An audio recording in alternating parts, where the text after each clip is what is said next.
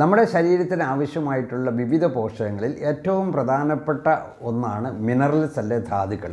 ഏതാണ്ട് 70-ൽ പരം ധാതുക്കൾ നമ്മുടെ ശരീരത്തിന് ദിവസേന ആവശ്യമുണ്ട് എന്നാണ് പഠനങ്ങൾ സൂചിപ്പിക്കുന്നത്. അവയിൽ ഏറ്റവും പ്രധാനപ്പെട്ട ഒന്നാണ് പൊട്ടാസ്യം. പൊട്ടാസ്യത്തെപ്പറ്റി നിങ്ങളിൽ പലരും കേട്ടിട്ടുണ്ടായിരിക്കാം. നമ്മൾ സാധാരണ ചിലപ്പോൾ ഇലക്ട്രോലൈറ്റ് ബാലൻസ് നോക്കും. ഒരു വയറ്റിളക്കോ ഛർദിയോ ഒക്കെ ആയിട്ട് നിങ്ങൾ ആശുപത്രിയിൽ ചെന്ന് കഴിഞ്ഞാൽ ഡോക്ടർമാർ ഇലക്ട്രോലൈറ്റ്സ് നോക്കും. അത് ഈ സോഡിയം, പൊട്ടാസ്യം തുടങ്ങിയ ഇലക്ട്രോലൈറ്റ്സിൻ്റെ ലെവൽ നോക്കുന്ന ഒരു പരിശോധനയാണത്. അപ്പോൾ ഈ പൊട്ടാസ്യം നമ്മുടെ ഹൃദയത്തിൻ്റെ പ്രവർത്തനത്തിലാണ് ഏറ്റവും അത്യാവശ്യമായിട്ടുള്ളത്. ഹൃദയത്തിൻ്റെ താളം നല്ലപോലെ നിയന്ത്രിച്ച് നിർത്തണമെങ്കിൽ ഈ പൊട്ടാസ്യം വേണം. അതായത് ഹൃദയം നന്നായിട്ട് പ്രവർത്തിക്കണമെങ്കിൽ പൊട്ടാസ്യം എന്ന ധാതു നമ്മുടെ ശരീരത്തിൽ ചെല്ലണം. പക്ഷേ ഈ പൊട്ടാസ്യം പലതരത്തിലും പല കാരണങ്ങൾ കൊണ്ടും നമ്മുടെ ശരീരത്തിൽ കുറവ് വരുന്നുണ്ട്. ഒന്ന് ഞാൻ സൂചിപ്പിച്ചതുപോലെ വയറ്റിളക്കവും ഛർദിയും ഒക്കെ ഉള്ളപ്പോൾ നമുക്ക് ചിലപ്പോൾ ഈ പൊട്ടാസ്യം കൂടുതൽ നമ്മുടെ ശരീരത്തിൽ നിന്ന് നഷ്ടപ്പെടുന്നു. അപ്പോൾ ശരീരത്തിലെ പൊട്ടാസ്യത്തിൻ്റെ ലെവൽ കുറഞ്ഞു പോകാൻ സാധ്യതയുണ്ട്. അത് വളരെ പ്രധാനപ്പെട്ട ഒന്നാണ്. പിന്നെ നമ്മൾ ചില ഭക്ഷണ സാധനങ്ങൾ കഴിക്കുമ്പോൾ, അതായത് ഉപ്പ് കൂടുതലുള്ള ഭക്ഷണ സാധനങ്ങൾ കഴിച്ചു കഴിഞ്ഞാൽ നമ്മൾക്ക് ശരീരത്തിലെ പൊട്ടാസ്യത്തിൻ്റെ ലെവൽ കുറയുവാൻ സാധ്യതയുണ്ട്. പിന്നെ മൂന്നാമതായിട്ട് ചില മരുന്നുകൾ ചിലർ ഉപയോഗിക്കാറുണ്ട്.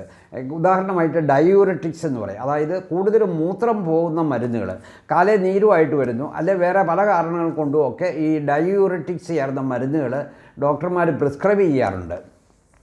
അങ്ങനെയുള്ള മരുന്നുകൾ കഴിക്കുമ്പോൾ കൂടുതൽ മൂത്രം നമ്മുടെ ശരീരത്തിൽ നിന്നും പോകുന്നു. അതോടൊപ്പം തന്നെ കൂടുതൽ പൊട്ടാസ്യവും നമ്മുടെ ശരീരത്തിൽ നിന്നും നഷ്ടപ്പെടാൻ സാധ്യതയുണ്ട്. അപ്പോൾ ഇങ്ങനെ ഒരു 3-4 കാര്യങ്ങൾ കൊണ്ടാണ് പൊട്ടാസ്യം പലപ്പോഴും കുറയാറുള്ളത്.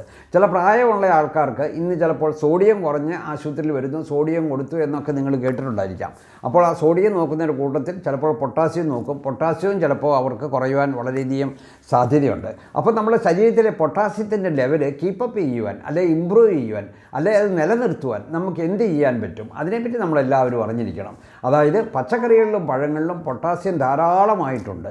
അതുകൊണ്ട് നമ്മൾ എല്ലാ ദിവസവും പച്ചക്കറികളും പഴങ്ങളും നമ്മുടെ ഭക്ഷണത്തിൽ ഉൾപ്പെടുത്തുവാൻ നമ്മൾ പ്രത്യേകം ശ്രദ്ധിക്കണം. അതായത് ഒരു ദിവസം ഏതാണ്ട് 300 ഗ്രാം പച്ചക്കറികളും 150 ഗ്രാം പഴങ്ങളും നമ്മുടെ ഭക്ഷണത്തിൽ നമ്മൾ ഉൾപ്പെടുത്തണം എന്നാണ് WHO പറയുന്നത്. അങ്ങനെ പച്ചക്കറികളും ഭക്ഷണങ്ങളും ഉൾപ്പെടുത്തുകയാണെങ്കിൽ നമുക്ക് ഈ പൊട്ടാസ്യത്തിൻ്റെ കുറവ് നമ്മുടെ ശരീരത്തിൽ ഉണ്ടാകുകയില്ല. അത് നമ്മുടെ ഹൃദയത്തിൻ്റെ പ്രവർത്തനം ഭംഗിയായിട്ട് നടത്താൻ നമുക്ക് വളരെയധികം സഹായിക്കും.